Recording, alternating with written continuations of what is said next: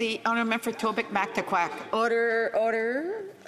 The Honourable Deputy Tobic.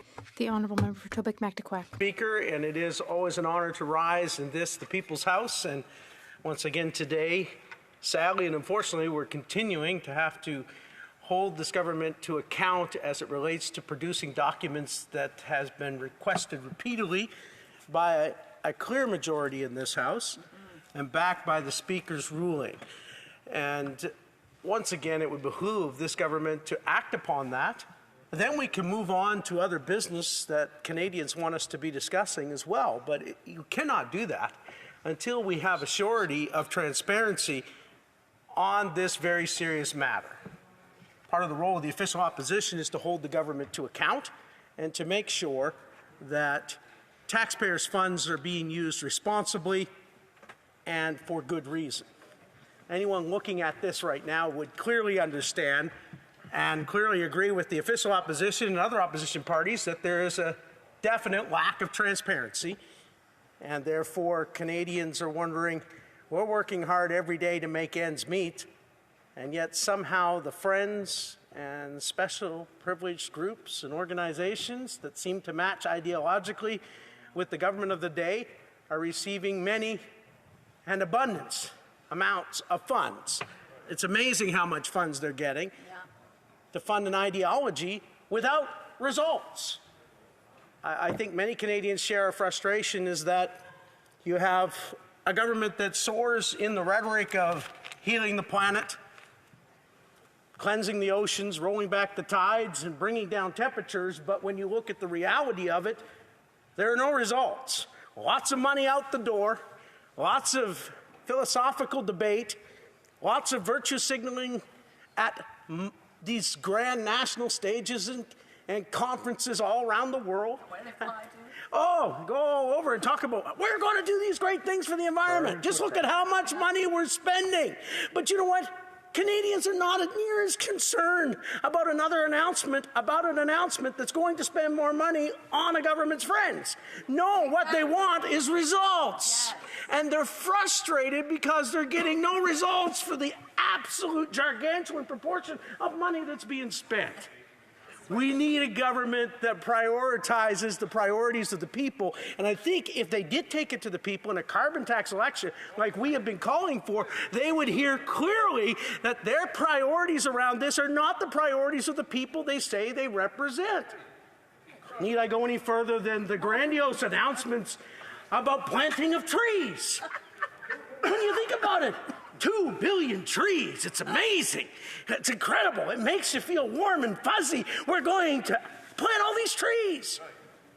But when you ask how many trees have been planted, do you know how much and what percentage of those trees have been planted? Tell us. 0.04%. Wow! It's an amazing outcome for the amount of money that they're spending, how little results we're getting. People want real, tangible, practical results. And that's why we are going to continue to hold this government to account and demand transparency and ask that they release the documents as a majority of this House, the people's representatives, have clearly asked for, and as the Speaker has ruled and said that we are deserved. It is time that transparency came to this House. It is time that honesty came to the people's chamber. Amen. And they get the results that they want. Hallelujah. So we come to this place now where we're looking at gargantuan amounts of money going out the door, no real transparency or accountability, and as a result, Canadians' level of frustration is growing. You see it on their faces. They work day after day to earn the dollars that they have, and at the end of the day, they have more bills than they have money to pay for those bills. No wonder they're upset. No wonder they're angry when they look at a government that does not prioritize their needs and doesn't seem to be concerned about their priorities. Instead, they got all kinds of time and money for their ideology.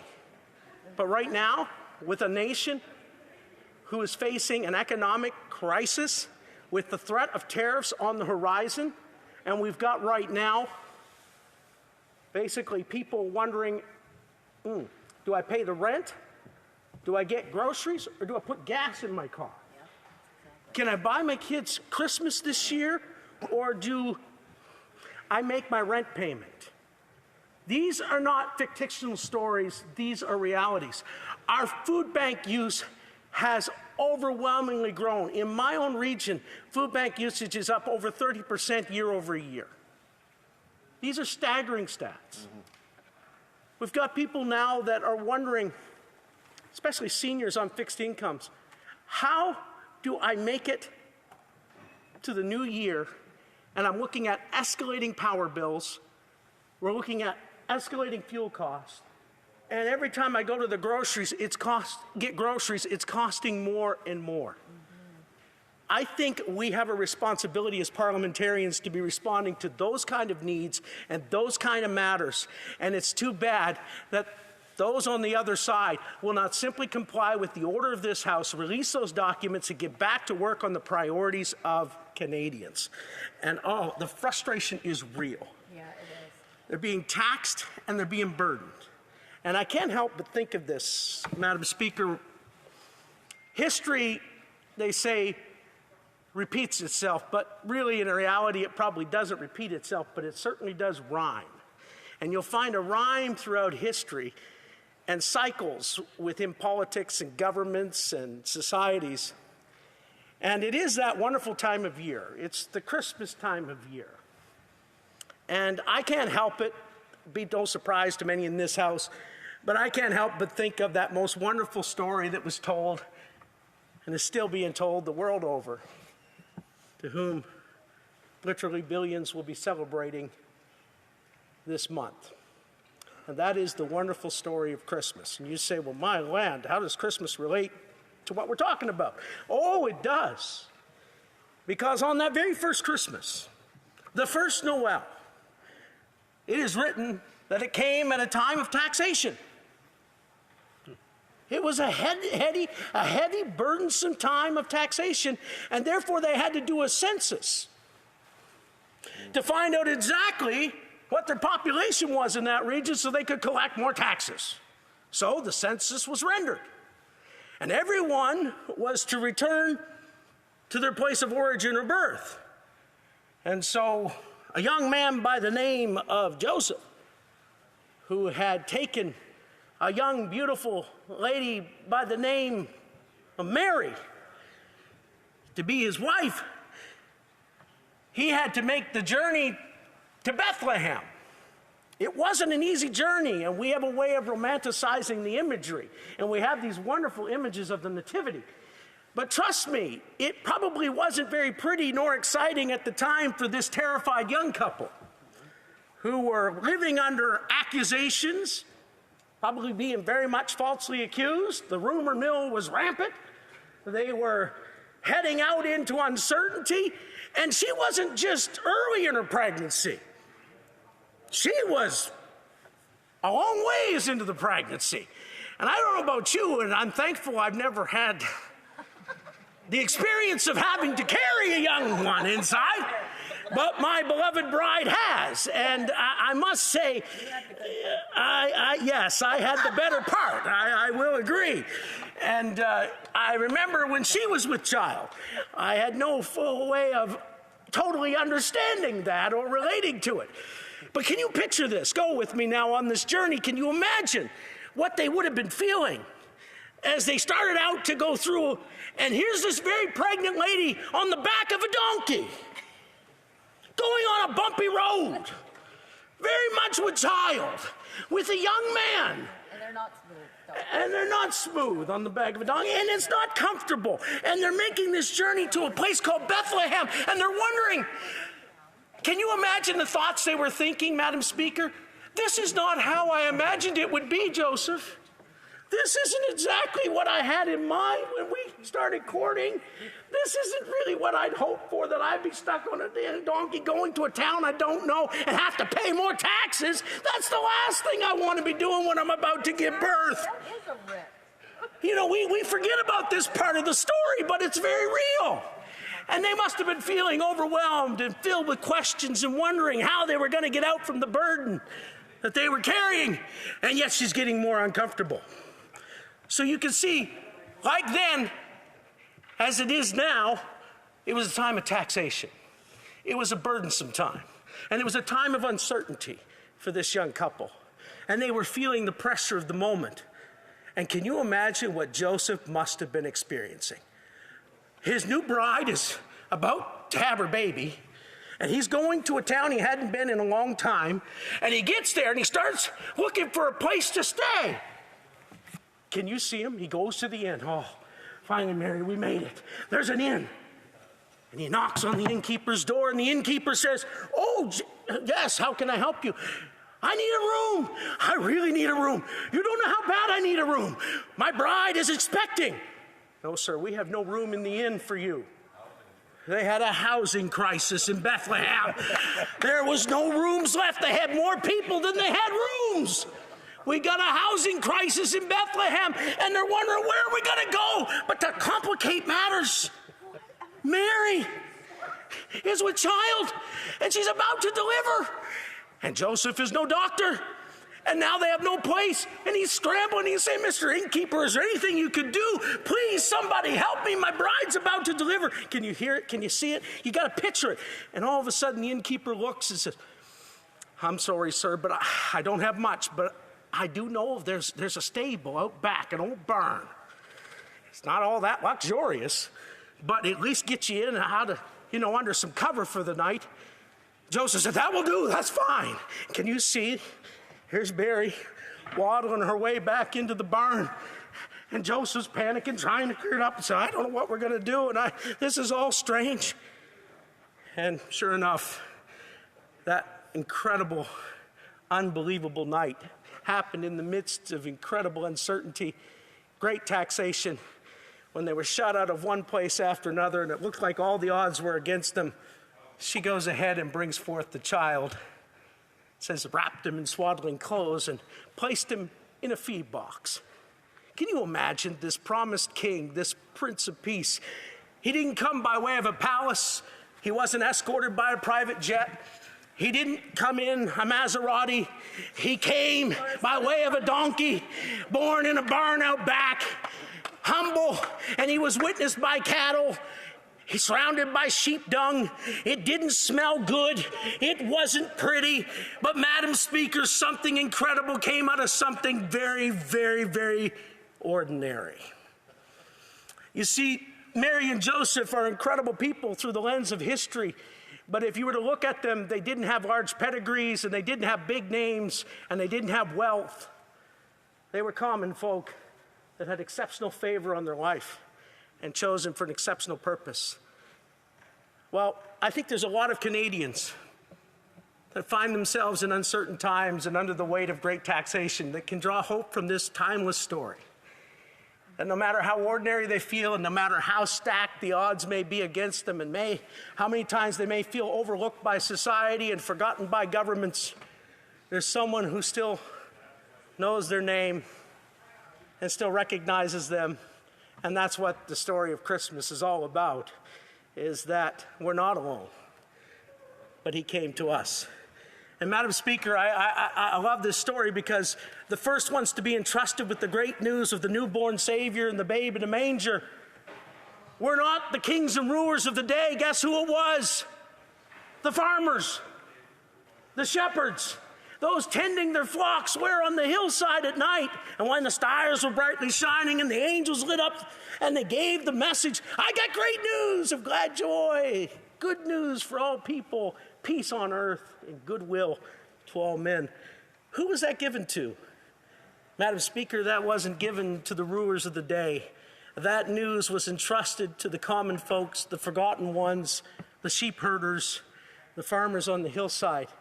And I think that relates to us as parliamentarians. Some of the greatest news, some of the best ideas, some of the things that will help get our country back on the right track will be found at the tables of ordinary folks hearing their stories, listening to their challenges, understanding where they're coming from. And if we took time to listen to more shepherds and farmers and truck drivers and oil workers and bucket carriers and waitresses, I think we'd gain a lot more wisdom than spending a whole lot more time at fancy conferences, paying big money, listening to the so-called experts tell us things that obviously have misled us in so many ways. But if we get back to the people that built this country, to the common folks, guess what? I think there's wisdom there that can get us out of the malaise that we're in now.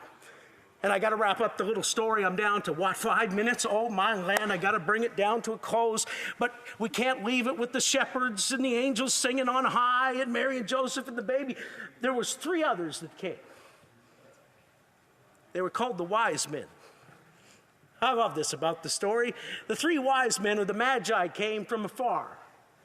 Because wise people know and recognize sometimes you got to go a long ways to find the truth in life.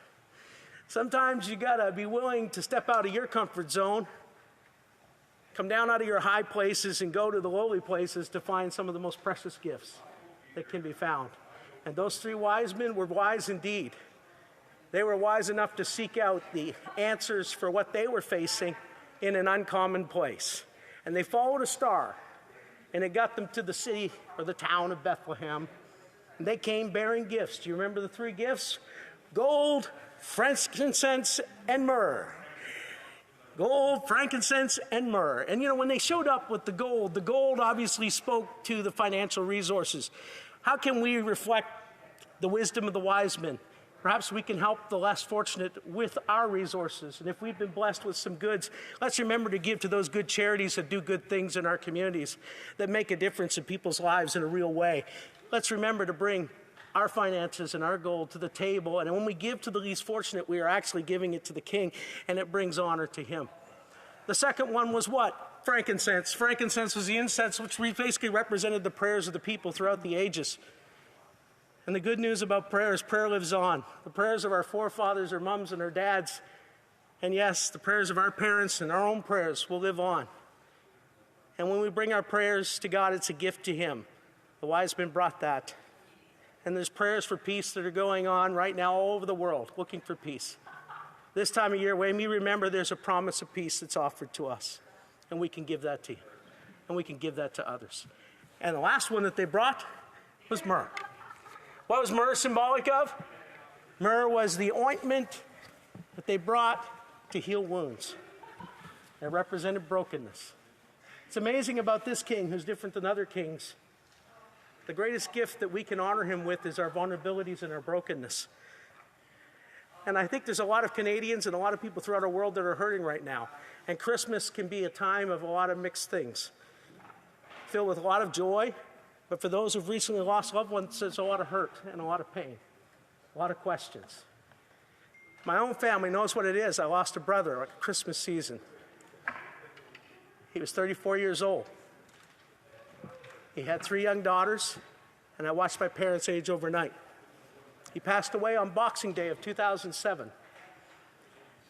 And yes, as a person of faith, I can tell you that Christmas is mixed for us. We have many joyful memories, but we have some painful ones. But I can tell you this, Madam Speaker. I am thankful for the greatest gift that was ever given at Christmas because it helped my family. And it's my prayer for everyone in this house that it helps all of you to know that yes, he came for everyone on every side of this house, irregardless of partisanship or politics, because there's things bigger than politics in life. And that's the greatest gift that was ever given. Because his name was to be called Emmanuel, which means God is with us. And he's with us in uncertain times. He's with us in hurtful times. He's with us in painful times and in joyous times. And he promised to never leave us. So, Madam Speaker, with that I conclude that my wish for this house and for everyone in Canada that maybe perhaps is hurting right now, may he be your Emmanuel, your God who is with you and with us. Thank you, and Merry Christmas to you and your families. Questions and comments? The Honourable Parliamentary Secretary to the Minister of Environment and Climate Change and to the Minister of Sports.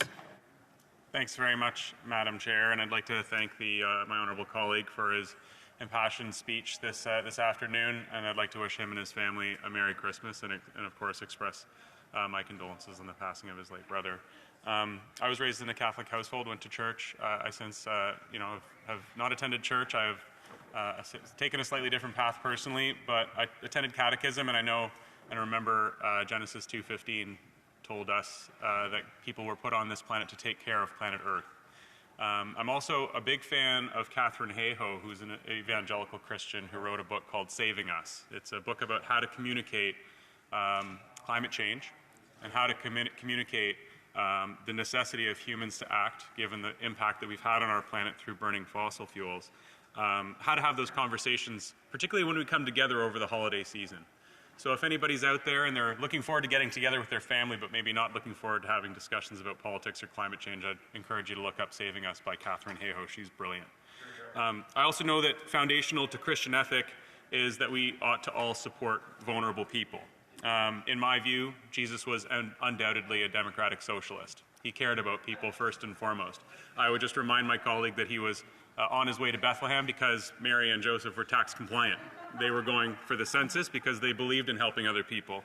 Now, statistics tell us very clearly, Madam Speaker, that evangelical Protestants and Catholics are among the people who care about climate change the least. Could he change my mind? Could he tell me that he believes in climate change and believes that we ought to act to lower our emissions and fight for our planet because it's the only one that God ever created for us? The honourable member Tobick Mactaquac. Thank you, Madam Speaker, and I thank my honourable colleague for his question. I do wish him and his family a very Merry Christmas and a happy and blessed New Year.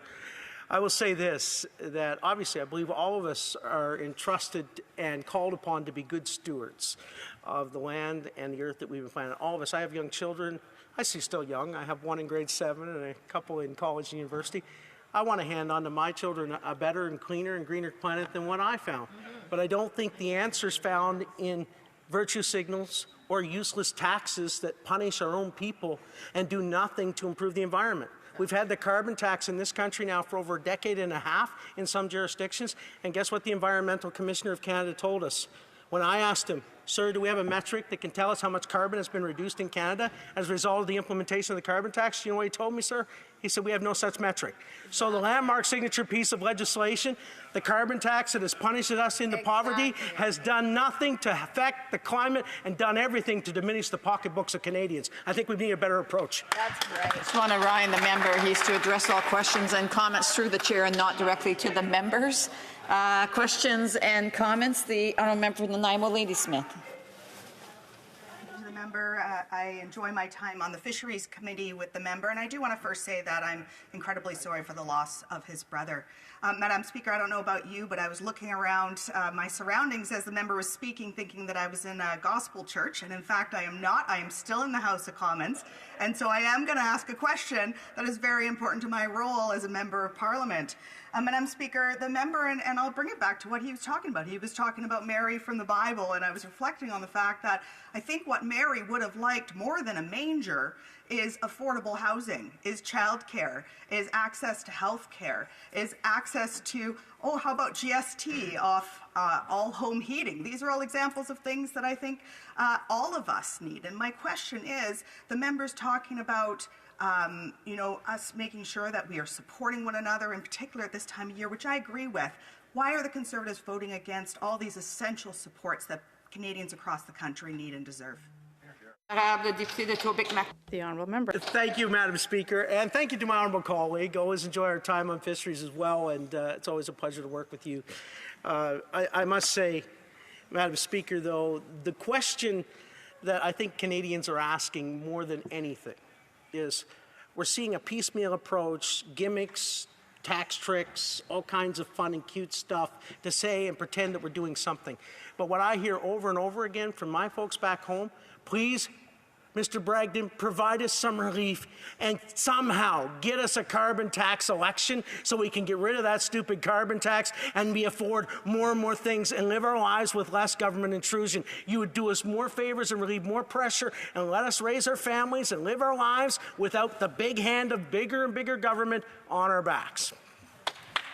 Questions and comments. The honourable member of Calgary Centre.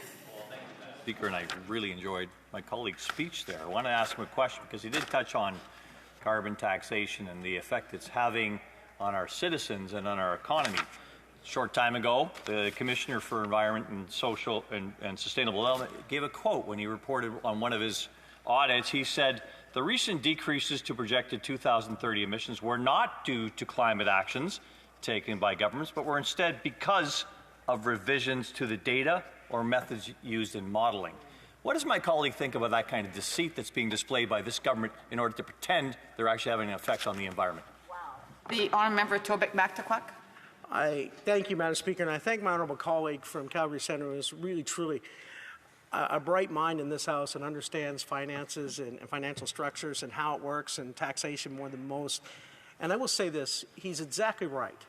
So much of this is virtuosity and virtue signaling without any real results that are tangible for Canadians. And the carbon tax has cost every sector, because every time someone is taxed, for example, the farmer is taxed that grows our food, the trucker is taxed who transports our food, the grocer is taxed who puts the food on the shelf. That affects every Canadian that has to buy that food. It's a multiplying effect that has no genuine benefit to the environment. And the whole world is starting to pivot and realize they're not buying into these schematics anymore. They want practical, tangible results. And the best thing we can do for the Earth's planet is to get more Canadian energy on the planet, because we have the best regulations and we have the best workers and we produce the best products in the world. We got a good news story to tell, and we need to be telling it. And the more Canadian energy we get on the market, the better the planet's going to be. Questions and comments? The honourable for Courtney Alberni. Speaker, you know, he talked about, he called them gimmicks. Let me remind my colleague that in 2021, the Conservatives brought forward the idea of having a GST holiday, just like what was implemented and passed in this House. They also brought forward the concept, Madam Speaker, of removing the GST on home heating. What did they do, though, when the NDP brought forward a motion to do that? They voted against it. So they bring forward ideas, but if it's not them that's putting forward the motion, they vote against it, Madam Speaker. One thing we do know is that when the Harper government was in power and the last time Conservatives governed, they gave a 7% tax cut for big corporations that cost over $70 billion to Canadian taxpayers, Madam Speaker. They gave a 1% tax break to small business. So we know where their priorities are. So through you, Madam Speaker, are they going to make promises and then continue to break them? Is that the plan? Or are they going to put forward something and share something today that they actually want to support and work with other parties on? Because we have not seen them in 9 years. I can't think of a thing that they've gotten done. Instead, we've been working dental care, pharmacare. Madam Speaker, I'll let my colleague present something here that maybe we can work together on. Order. The honourable for Tobic Mactaquac. Thank you, Madam Speaker, and thanks to my honourable colleague. Always enjoy our conversations, and we had a brief stint on fisheries together. And again, thank you for your question. But what is glaringly and absolutely obvious in this, and every time they go back and say, well, when Harper, we're 9 years later, they've had a government that they and their party have been propping up that has produced no results on the environment and cost Canadians absorbently more. And when it comes to this latest GST gimmick, and I call it a gimmick because I just got a call from a small business owner last night who's saying how frustrated he is right now because this is only going to be for a month and a half, and it's only on certain items, and other items are exempt, and it's not applicable across the board. It's leading to more frustration, more consternation, and no relief on a broad basis for Canadians that are desperate for relief, and the best way they can get that is have a carbon tax election, and they get to choose. Time for a brief question. The Honourable Parliamentary Secretary of the Government House Leader. Yes, Madam Speaker, the members lost the point. It was a Conservative idea, albeit a month as opposed to 2 months, and it's a GST at a time in which I believe is an appropriate time to do. And so here you have Conservatives that actually campaigned. It was in their Conservative election platform. And Madam Speaker, the leader of the Conservative Party at the time actually tweeted on it, saying it was a good thing. Now we have the time to vote in favor of it, and yet they decided to vote against it. I think it's a legitimate question to ask, why the change of heart? Answer. The Honourable for Tobic Mactaquac. I just want to say thank you, Madam Speaker, and thanks to my honourable colleague. And I will say this, he is truly a workhorse in this House. He's here and puts in more hours. A close close, maybe if not first, but close second would be the member from Lakeland, I think, who's here almost as much as he is. And I will say this, they're workhorses. But to your question, I think what Canadians are clear about, they don't want some temporary, and at this time of economic crisis, what little bit of relief is being provided for 6 to 8 weeks is not even going to scratch the surface to the need of Canadians. You know what they're crying for? Is a permanent, full-time axe of the carbon tax for everyone, everywhere. What better way to get it than a carbon tax election? Let's have one.